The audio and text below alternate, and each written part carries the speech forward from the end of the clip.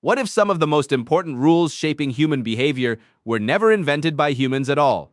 What if they were already there, hidden in animal life long before we built language, laws, and civilization? That idea is unsettling because it removes the comfortable illusion that we are completely separate from nature.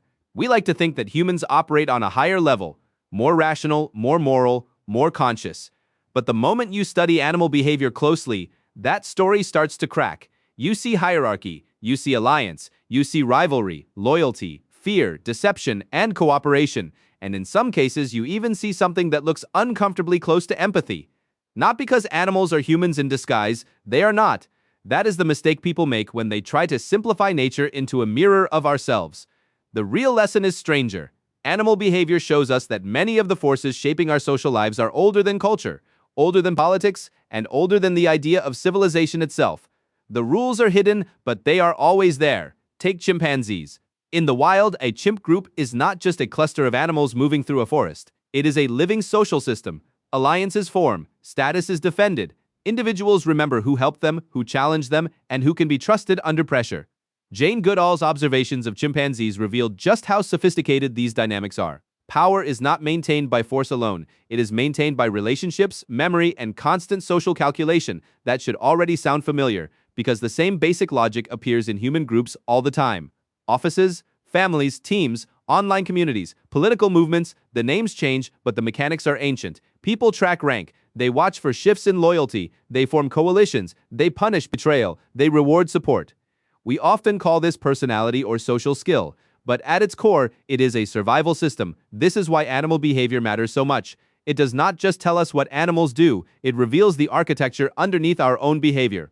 Frans de Waal spent decades showing that many traits once considered uniquely human have deeper evolutionary roots. Empathy, reconciliation, fairness, and social intelligence did not appear from nowhere the moment humans became civilized. They developed through older forms of social life.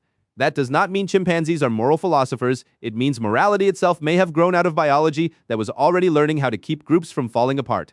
And that is where the story gets uncomfortable. Because once you begin looking at social animals, you stop seeing a clean border between natural and human. You start noticing that the same pressures show up everywhere.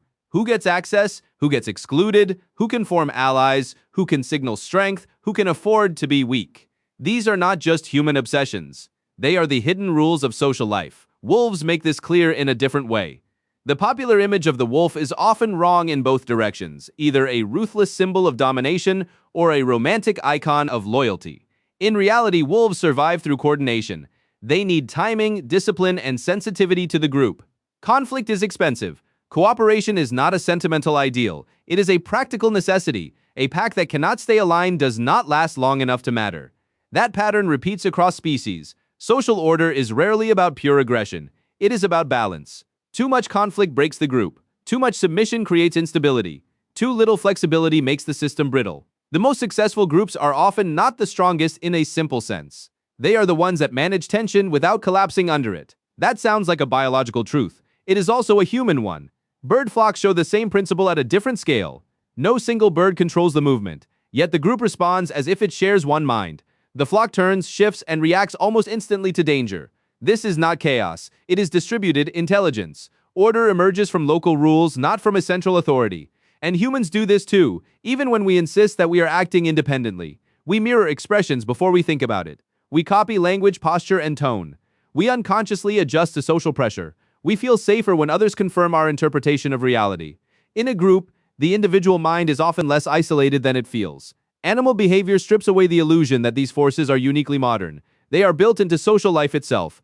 But deception may be the most revealing of all. Many animals deceive. Some use camouflage, some use mimicry, some disguise intention, some manipulate the attention of others. In primates, the behavior can become remarkably subtle. A glance held back, a movement delayed, a display changed, depending on who is watching. Deception in nature is not a moral exception. It is a strategy. Whenever information has value, some beings will try to control it.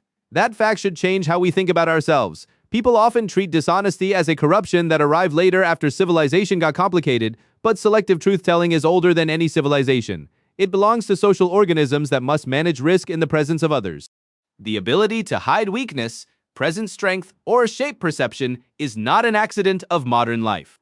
It is one of the oldest tools in the survival toolkit. And yet, once again, the point is not that humans and animals are the same. They are not.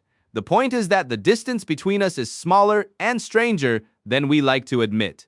Look at elephants. There are observations of distress response, group attention, and behaviors that resemble consolation after loss or danger. Look at dolphins, where bonding and cooperation can be highly structured and adaptive. Look at primates, where reconciliation after conflict can reduce tension and restore stability. None of this proves that animals are simply like us. It proves something more important. The roots of social sensitivity run deep. In humans, those roots were amplified by language, memory, and symbolic thought. That amplification gave us astonishing power. We can cooperate across continents. We can build institutions. We can preserve knowledge across generations.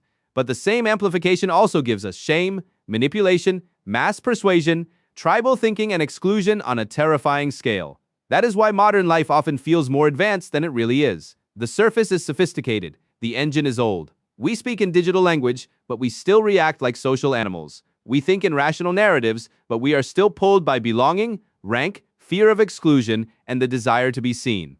We believe we are beyond instinct, yet instinct keeps showing up in our decisions, our institutions, and our conflicts. So what does animal behavior actually reveal about us? It reveals that many of our most human-looking traits are not unique inventions. They are elaborations. The need to belong, the urge to compete, the fear of being left out, the pain of betrayal, the instinct to copy, the desire to protect one's place in the group. These are not signs of weakness or moral failure. They are the old architecture of social survival.